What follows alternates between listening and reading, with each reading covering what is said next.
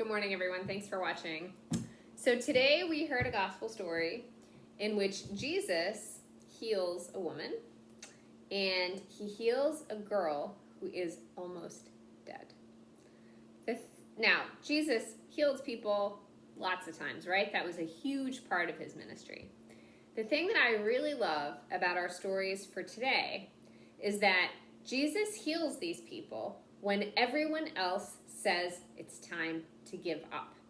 So Jesus is going around and this person comes to him and says, "My daughter is at the point of death, please come and heal her." So Jesus starts to go with him.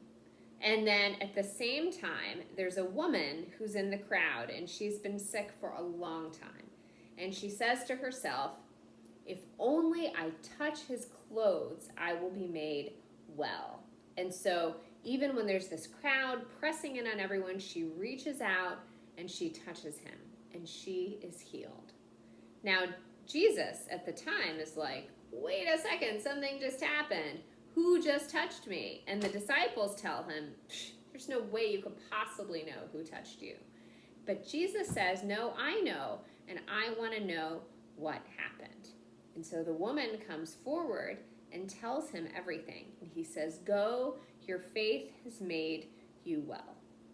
So while that's happening, they're still on their way to the house of the people whose daughter is dying. And Jesus gets there, and everyone is crying and wailing and shouting, and they say, "She's dead, there's no hope."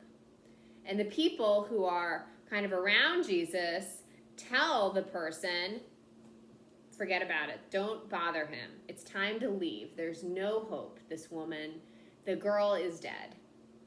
Well, Jesus goes inside. "She's not dead," he says. "She's asleep."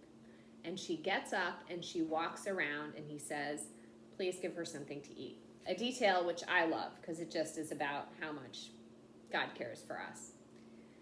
So in both of these stories, the people around Jesus thought that they knew what was best, and they thought that they knew when it was time to give up.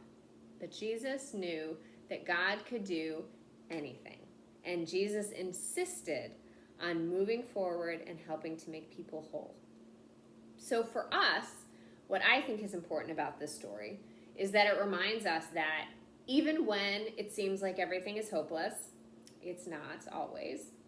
And the other thing that I love about it is that Jesus meets those people where they were. He knows that their lives are complicated. He knows that he's kind of their last hope. And not only does he help them, he respects them and loves them right where they are. So on this summer day, I hope that you are finding God's love is there for you no matter what, no matter who you are, no matter how hopeless things might seem. Thank you so much. Talk to you later.